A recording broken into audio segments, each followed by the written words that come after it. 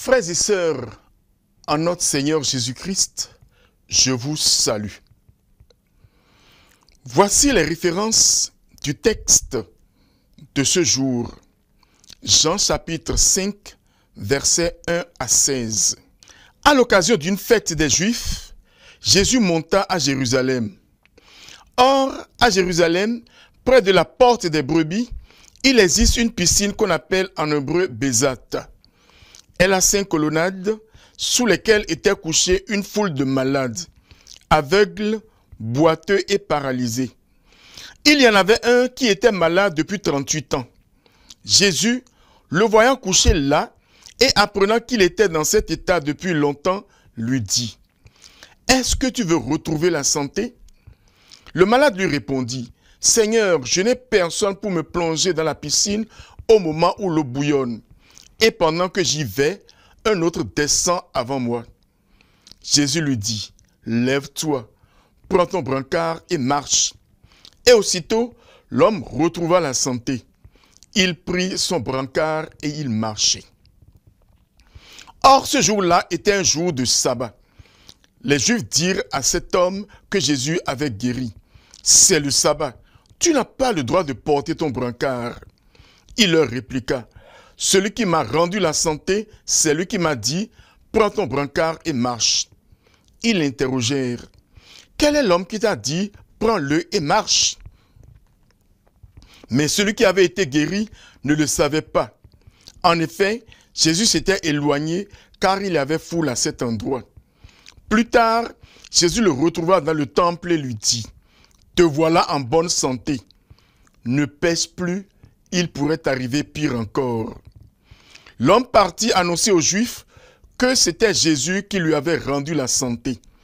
Et les Juifs se mirent à poursuivre Jésus parce qu'il avait fait cela le jour du sabbat. Acclamons la parole de Dieu.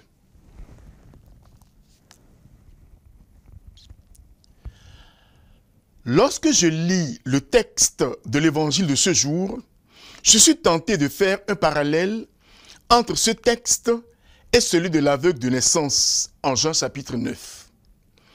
Les deux malades, l'aveugle de naissance et le paralytique depuis 38 ans, ont tous les deux bénéficié d'un miracle extraordinaire de guérison. Je m'arrête un instant sur le malade paralysé depuis 38 ans dont il est question. Il était dans cet état. Il attendait tout simplement qu'on le plonge dans la piscine au moment où l'eau commence à bouillonner. Mais il n'avait personne pour l'y aider. Et c'est là que Jésus intervient. Dieu nous surprend toujours. Il y a parfois des moyens que nous pensons être les moyens appropriés pour telle ou telle situation. Mais Dieu surgit et nous propose des moyens plus simples. Il ne peut pas en être autrement.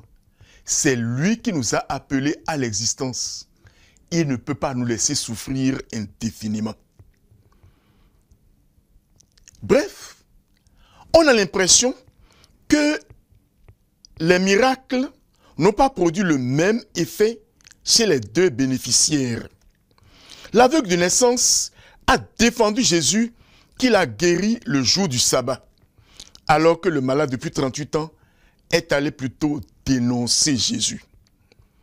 Alors que le premier a défendu Jésus, le second l'a pourfendu et l'a livré. Et pourtant, ce dernier a bénéficié d'un miracle extraordinaire. D'abord, il était dans cet état depuis 38 ans. Ensuite, il ne trouvait personne pour le plonger dans la piscine lorsque l'eau commence à bouillonner. Enfin, il ne s'attendait pas à obtenir en un laps de temps une guérison qu'il attendait depuis 38 ans. Que nous enseigne cette comparaison? Nous ne réagissons pas de la même manière devant la grâce de Dieu.